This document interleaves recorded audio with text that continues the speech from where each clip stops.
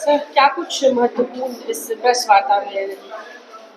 Press वातावरण में हम लोगों ने अपना संकल्प पत्र है जो पार्टी का भारतीय जनता मोर्चा का, वो हम लोगों ने आज जनता के समक्ष किया है कि हमारी सोच क्या है, हम किस तरह सेवा करना चाहते हैं और साथ ही हम प्रत्याशी के रूप में हैं। तो अब तो हम जनता की अदालत में हैं, जनता को तय करना है। तो हमारा अभी चुनाव चिन्ह हमें मिला है, वो है गैस सिलेंडर छाप।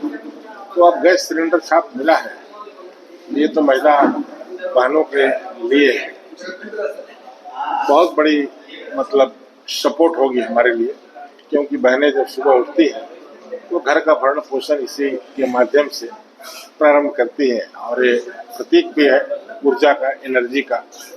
तो हम सब ऊर्जा के तहत अपनी बातों को, अपनी सोच को जनहित में जनता के लिए तक पहुंचाएंगे। जनता आशीर्वाद स्वरूप वोट अवश्य देगी। तो रांची विधानसभा क्षेत्र, रांची लोकसभा क्षेत्र में किस तरह की चुनौतियों का सामना ज्यादा यहाँ के लोगों का? देखिए, यहाँ के लोगों ने ठगा है। जो यहाँ दो धाराएं चल रही हैं, अलग अलग गुटबंदी करके लोग जो पार्टी बनाए, सभी लोग जनता को ठगे हैं और जनता को ठग करके अभी तक राज किया है। जनता पेशो पेश में है, परेशान है। जनप्रतिनिधि को कोई मतलब नहीं है। जनप्रतिनिधि हमारे अमीर हो रहे हैं, जनता गरीब हो रही है, वही की वही है। हमारे देश के प्रधानमंत्री कहते हैं कि हम गारंटी दे रहे हैं, दूसरी तरफ वो 5 किलो अनाज देते हैं। गरीबी के रेखा में बोलते हैं कि ये लोग गरीबी रेखा में सीखो, और बात करते हैं ट्रिलियन की हमारी इकोनॉमी। दूसरी तरफ लोगों को बहुत सारी सुविधाएं जो सरकार, पूर्व की सरकार ने दी थी, उन सब सुविधाओं को उन्होंने 10 वर्षों में छीन लिया है। तीसरी तरफ वो कहते हैं कि अडानी अंबानी के काले धन जो थे वो कांग्रेस के पास जाते थे। तो यदि वो जाते थे तो आपने 10 साल में क्या कार्रवाई की? आज जो भ्रष्टाचारी हैं, जो भ्रष्टाचार करके आपकी पार्टी में जाते हैं, वो पाक साफ हो जाते हैं। लेकिन आपके जो सोच है, निगाहें कहीं और हैं, विपक्ष की तरफ। और विपक्ष पूरी तरह से, पक्ष और विपक्ष दोनों मिल करके जनता को गुमराह करे। जनता सब धीरे धीरे समझ रही है किस तरीके से हमें ठगा जा रहा है। न यहाँ रोजगार है, न महंगाई पर कंट्रोल है, और नहीं अपनी लूट है। आज इलेक्ट्रॉन बॉन्ड में इतनी बड़ी लूट हो रही है कि पूछिए नहीं। हमारे प्रधानमंत्री सफाई देने से कतरा रहे हैं। हमारा जो बैंक है, नेशनलाइज बैंक का, रिपोर्ट देने में सुप्रीम कोर्ट को परेशान था, तो रिपोर्ट नहीं दे पा रहे। तो आज ऐसी विडंबना है कि हम लोग ऐसे माहौल में जी रहे हैं और हमारे जो सोच है वो आ गई है धार्मिकता पर। हमारे प्रधानमंत्री जी अब राम मंदिर की बात कर रहे हैं, डेवलपमेंट की बात नहीं कर रहे हैं। गुजरात में उन्होंने डेवलपमेंट किया, लेकिन झारखंड में नहीं किया। वो झारखंड में हमको बहुत प्रेम है। यदि आपको झारखंड से प्रेम है तो यहाँ की जो भी इंडस्ट्री हो तो बंद के कगार पर है, एक बड़ी इंडस्ट्री। और हमारे पूर्व के मुख्यमंत्री कहते थे हाथी उड़ा करके कि हम बहुत सारे उद्योग धंधे लाएंगे, लेकिन एक पान दुकान तक इस राज्य में नहीं खुलवा पाए। बहुत विडंबना है। तो सर, जनता का एक वर्ग मोदी जी के काम से बहुत प्रभावित है। कोई काम नहीं किया उन्होंने। क्या काम किया है?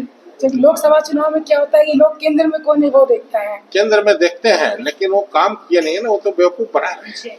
आज जो बात कर रहे हैं केवल छद्म हिंदुत्व की, आस्था की बात सबके मन में है, अपने अपने धर्म को जो मानते हैं सब में है।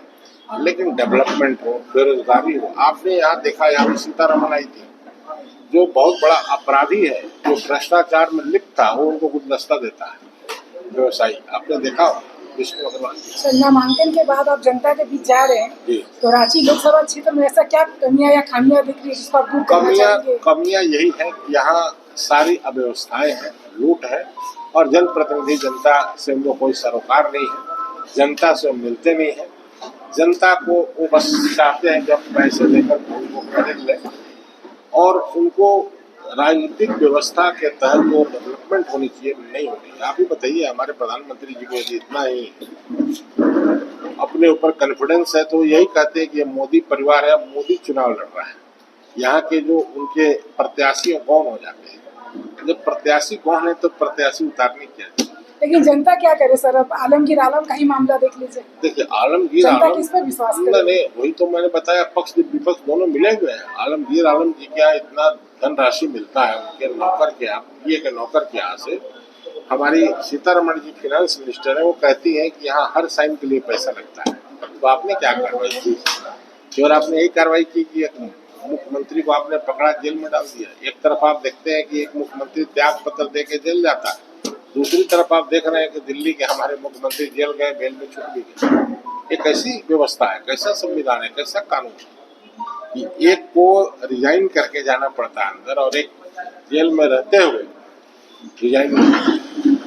चुनाव का प्रतिशत भी इसीलिए घट रहा लगता है कि जनता देखिए, लोगों को अविश्वास होता जा रहा है राजनीतिक पार्टियों पर। लोगों के अंदर उत्साह नहीं है, उत्साह का वो माहौल नहीं है कि हम वोट देने जाएंगे। सरकार कह रही है कि हम आपका वोटर आईडी बना देंगे, हम बूथ तक बहुत सुविधाएं देंगे, आप मतदान करें। लेकिन मतदान स्लोगन से नहीं होता है, उत्साह से होता है। लोगों को मालूम है कि ये सरकार बस हिंदू और मुस्लिम करके जनता को गुमराह करेगी, काम हमको करना नहीं है, हम तो सत्ता में आ ही जाएंगे, अपने मर्जी के अनुसार करेंगे। अभी तो ऐसा लग रहा है कि जैसे हमारे प्रधानमंत्री जी गारंटी दे रहे हैं, इसलिए कि ताकि अमित शाह जी को पीएम बना सके, उसके लिए वोट मांग रहे हैं, अपने लिए वोट नहीं मांग रहे। क्या आपकी पार्टी के मैनिफेस्टो में बेरोजगारी और महंगाई जैसे मुद्दे हैं? ये है और उससे संबंधित चुनाव चिन्ह मिला है, क्या जुड़ाव एक महसूस कर रहे हैं? जी। मैसेज यही है कि देखिए, हमारा निवेदन यही है लोगों से कि एक बार विकल्प के तौर पे अपना वोट दे, जो वोट बहुत बड़ा चोट करेगा। आपका एक वोट बहुत बड़ा चोट करेगा। भारतीय जनता मोर्चा को यदि आप वोट करते हैं सिलेंडर छाप पे, गैस सिलेंडर छाप पे, तो बहुत बड़ा चोट होगा। इस सरकार जो दोनों मिल करके खेला खेल रहे हैं, इन लोगों को समझ आ जाएगा कि हमारी जनता जग रही है। हमारा उद्देश्य है जनता को जगाना, जनता को बताना। आज आप युवा हैं, आप लोग देखते हैं कि एक भोजन चाहिए आपको, टिकट चाहिए तो ऑनलाइन टिकट काटते हैं, आपके पास चला आता है हर चीज। सरकार के पास सारी योजनाएं ऑनलाइन है, लेकिन जाना पड़ता दफ्तर, जाना पड़ता उनके कार्यालय में, वहीं से प्रारंभ होता है भ्रष्टाचार।